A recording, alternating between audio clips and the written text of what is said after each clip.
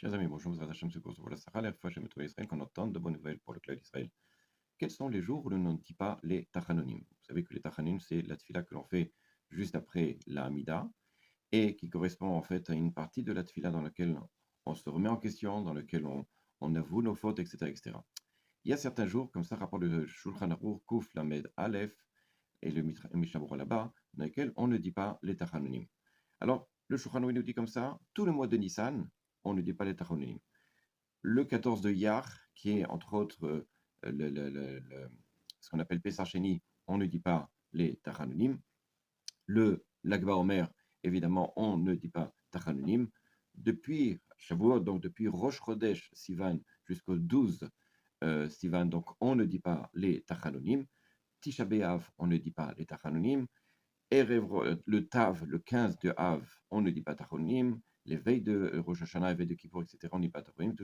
Tout le mois de Tishri après Kippour, on ne dit pas Tachanonim. Même chose dans une maison d'endeuillé, ou s'il y a un endeuillé, en principe, on ne dit pas Tachanonim, mais en général, c'est dans la maison. Lorsqu'il y a la présence d'un Khatan pendant les 7 jours, ou quelqu'un qui va à un Moël, qui doit faire la Mila, ou même le père, etc., on ne dit pas Tachanonim. En général, ce que la Torah nous a dit, et ce que le Shura nous a dit, c'est les jours dans lesquels on ne dit pas les Tachanonim, on commence depuis Mincha. Sauf pour, évidemment, le Khatan, le Moël, etc., c'est le jour même dans lequel on ne dit pas Tachanonim. Même chose lorsqu'il y a une Achnasat Sefer Torah, souvent on ne dit pas Tachanonim à partir de Mincha, ainsi que lorsqu'il y a une fin d'étude, à ce moment-là, on ne dit pas Tachanonim.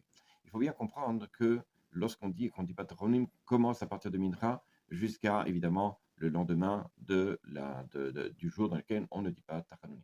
Alors, ce qui est étonnant, c'est que les veilles de Yom Tov, on ne dit pas Tachanonim, mais les veilles de Shabbat, on dit Tachanonim. Pour quelle raison?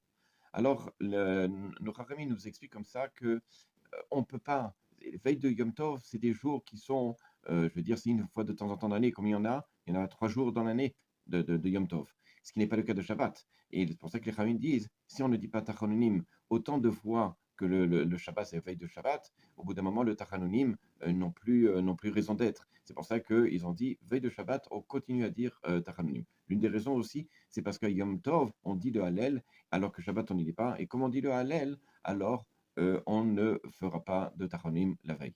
Ce qui concerne maintenant Yom Ha'atzmaut, évidemment, c'est une discussion auprès des décisionnaires de notre époque. Il y en a qui disent il faut continuer à faire Tachanonim. Pourquoi? Parce que, encore une fois, ça n'est pas le Sanhedrin, c'est-à-dire le tribunal qui avait à l'époque, le grand tribunal qui avait à l'époque de 71 sages, dans lequel ils avaient décidé quelle était la répartition des prières et ce qu'on devait faire, ce qu'on devait pas faire. D'autres disent que c'est comme il y a un remerciement par rapport au fait qu'on ait pu retourner sur notre terre, le minimum des choses, c'est ne pas faire Tachanonim. À bientôt.